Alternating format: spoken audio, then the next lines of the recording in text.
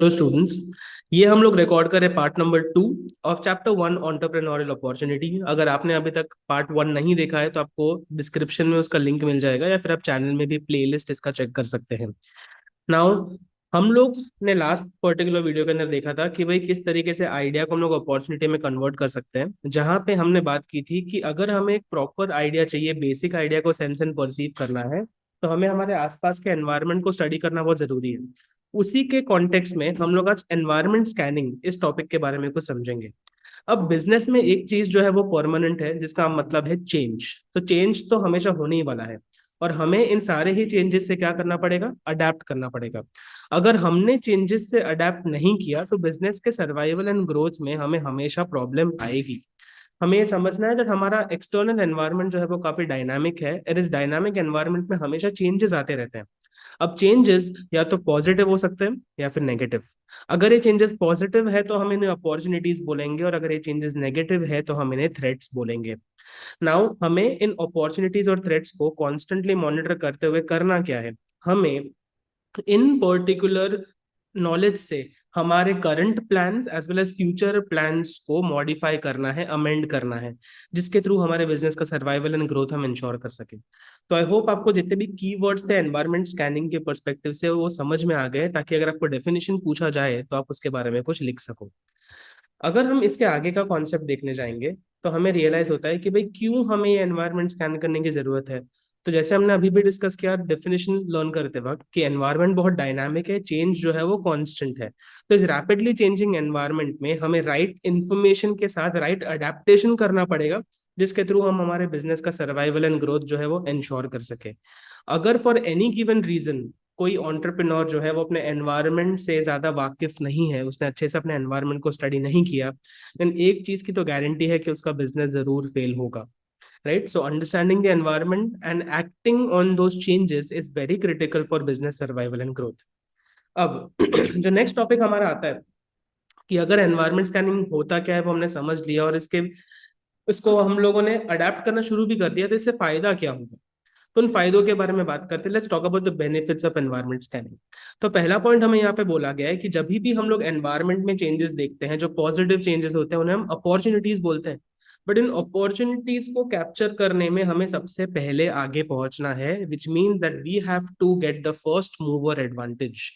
अब first mover advantage का simple मतलब ये है कि आपने एक नया ट्रेंड, एक नया ऑब्जर्वेशन किया और उसके ऊपर आपने सबसे पहले एक्शन लिया।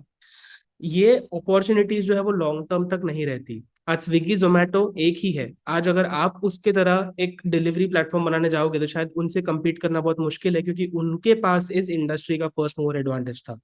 सिमिलरली आज ओला उबर की बात करते तो वो भी अपने स्पेसिफिक इंडस्ट्री के फर्स्ट मूवर्स थे।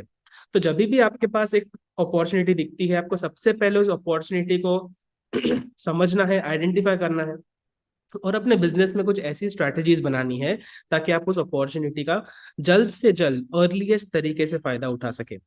अब अगर आपको अपॉर्चुनिटी का फायदा उठाना है तो आपको अपने बिजनेस में स्ट्रैटेजीज एंड पॉलिसीज बनानी पड़ेंगी। सो एनवायरमेंट स्कैनिंग के थ्रू हम लोग हमारे आसपास के अपॉर्चुनिटीज एंड थ्रेट्स को सिर्फ आइडेंटिफाई नहीं कर रहे, बट उसके हिसाब से थ्रेट्स को अवॉइड करने के लिए, थ्रेट्स को काउंटर करने के लिए एंड अपॉर्चुनिटीज का फायदा उठाने के लिए, अपॉर्चुनिटीज को कैपिटलाइज करने के लिए बिजनेस अपनी स्ट्रैटेजीज एंड पॉलिसीज बनाएगा। तो आई होप आपको सेकंड पॉइंट भी जो है वो समझ में आता है। हमें थ्रेट्स को काउंटर करना है, हमें अपॉर्चुनिटीज को कैपिटलाइज करना है, और ये पॉसिबल हो पाएगा जब बिजनेस या एंटरप्राइज अपने स्ट्रैटेजीज एंड पॉलिसीज बिल्ड करेगा।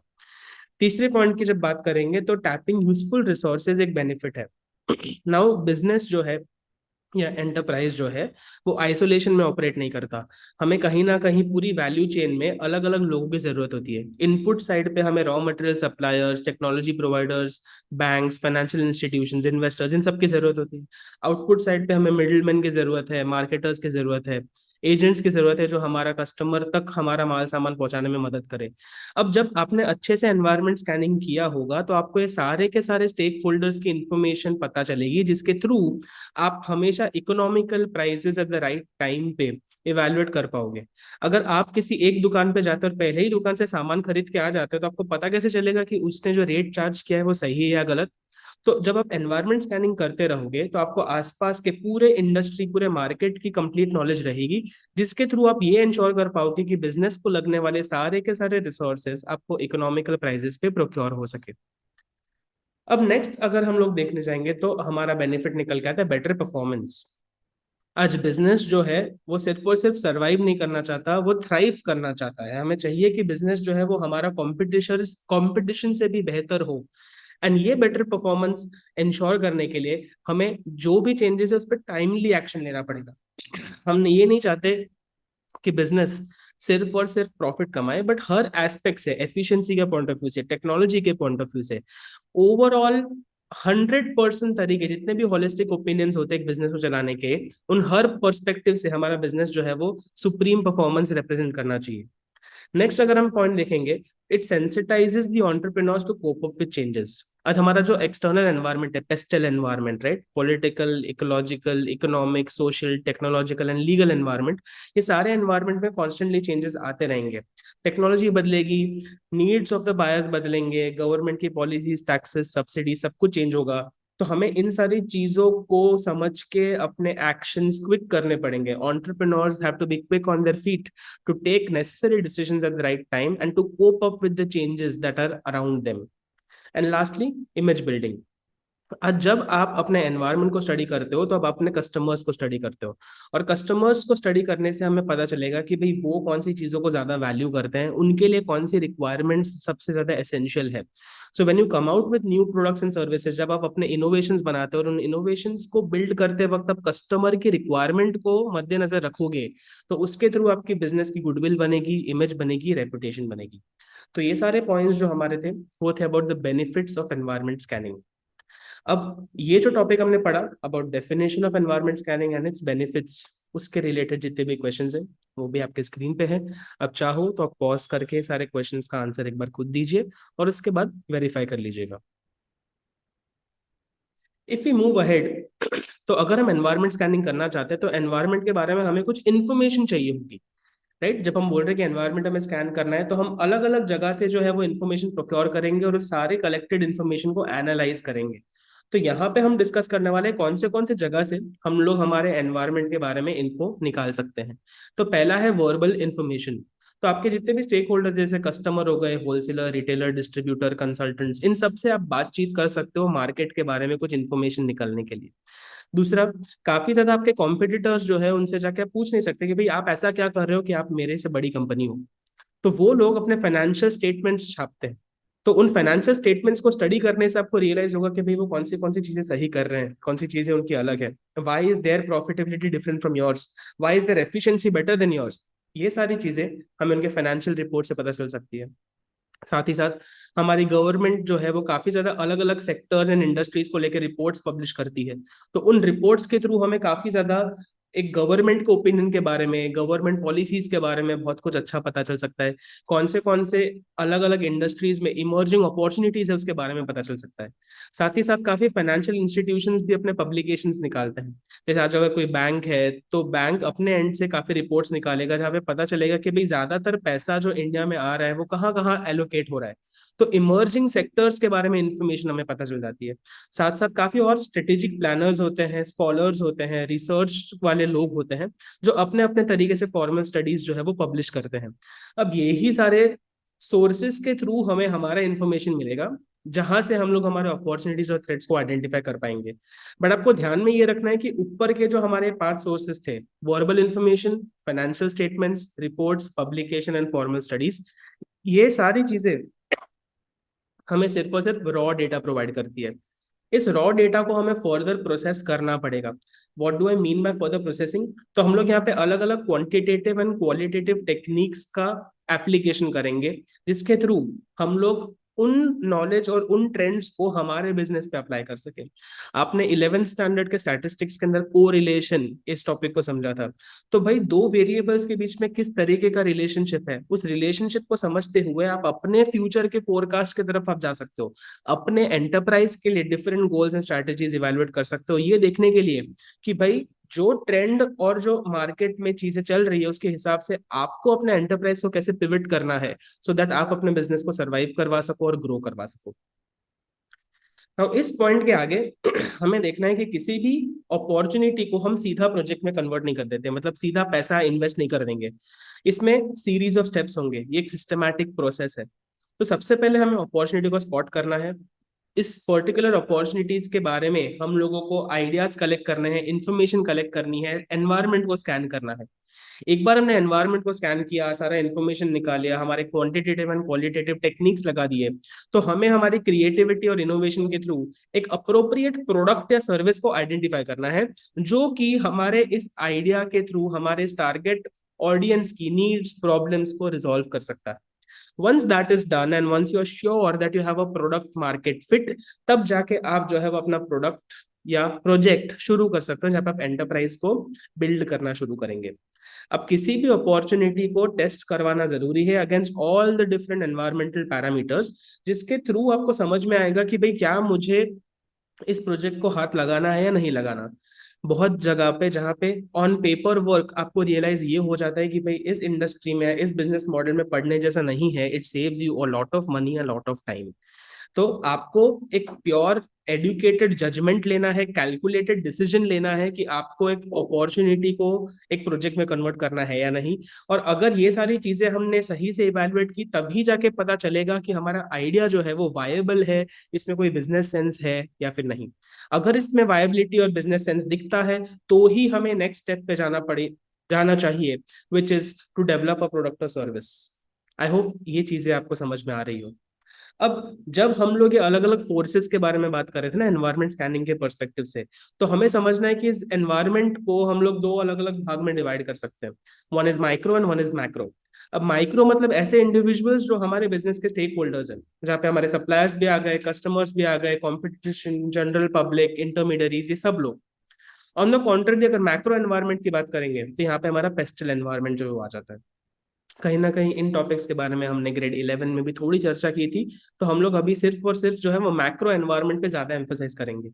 तो pastel model is one of the frequently asked questions, ये आपको एमसीक्यू में भी ज्यादा पूछा जाता है, और साथ साथ इसके ऊपर आपको आपके फर्स्ट एग्जाम में जरूर कहीं ना कहीं क्वेश्चन आएगा। तो अगर हम पेस्टल मॉडल की बात करेंगे, तो पेस्टल का फुल फॉर्म है political, economic, social, technological, ecological and legal. ठीक है। अब एक एक चीज के बारे में बात करते हैं। जब मैं पॉलिटिकल एनवायरनमेंट के बारे में बात करूंगा, तो हमारे कंट्री के अंदर काफी ज्यादा गवर्नमेंट पॉलिसीज, जैसे कि टैक्स, सब्सिडीज, ये इम्पैक्ट करते किसी भी बिजनेस को। हमारी गवर्नमेंट जो है वो फॉरेन ट्रेड और बैलेंस ऑफ पेमेंट को रेगुलेट करने के लिए भी अलग अलग चीजें करती है, मनी सप्लाई को इन्फ्लुएंस करती है। तो ये सारी चीजें जो है, जो गवर्नमेंट इंड्यूस्ड मैटर्स हैं, जहाँ पे गवर्नमेंट एक्टिवली इन्वॉल्व हो रहा है, वो सारे के सारे फैक्टर्स जो है वो पॉलिटिकल एनवायरनमेंट में आएंगे। ठीक है। तो आपको ध्यान रखना है, अगर गवर्नमेंट का कोई ऐसा डिसीजन है जो किसी इंडस्ट्री को, किसी बिजनेस को फेवर करता है, तो वो पॉलिटिकल फैक्टर हो जाएगा। दूसरा चीज आता है इकोनॉमिक फैक्टर। अब इकोनॉमिक फैक्टर में वो सारी की सारी चीजें आ जाएंगी जो demand, supply, interest rates, business cycles, employment, poverty, इन सब चीजों के रिलेटेड है। तो आज हमारे इकोनॉमिक एनवायरनमेंट में इंटरेस्ट रेट, इन्फ्लेशन, ये सारी की सारी चीजें कवर हो जाती है, जो किसी ना किसी बिजनेस को कॉमनली इम्पैक्ट करेगी, या फिर एक स्पेसिफिक इंडस्ट्री के ऊपर एक अलग इम्पैक्ट क्रिएट करती है। तो आई होप आपको पॉलिटिकल एंड इकोनॉमिक एनवायरनमेंट जो है वो समझ में आता होगा। बहुत जगह पे आप एक कंफ्यूज इसी चीज में हो जाता है कि इसको मैं इकोनॉमिक बोलूं या पॉलिटिकल बोलूं। तो पॉलिटिकल में आपको ध्यान ये रखना है कि जहां पे गवर्नमेंट की कोई पॉलिसी आई, कुछ नया हम लोगों ने क्रिएट करने की कोशिश की है, गवर्नमेंट जो है वो डायरेक्टिव्स इशू करता है, तो वो सारी चीजें जहाँ पे एक्टिव इन्वॉल्वमेंट ऑफ गवर्नमेंट होगा, वो सारे पॉलिटिकल फैक्टर्स आ जाएंगे। जबकि डिमांड, सप्लाई, इंटरेस्ट रेट, ये सब चीजें जो है वो इकोनॉमिक पे आ जाएगा। अब सोशल डायमेंशन पे आ जाते हैं। तो अगर हम सोशल या कल्चरल एनवायरनमेंट की बात करेंगे, तो यहाँ पे पॉपुलेशन, उनके टेस्ट प्रेफरेंस, इनकम लेवल्स, इन सब चीजों के बारे में बात कर रहे हैं।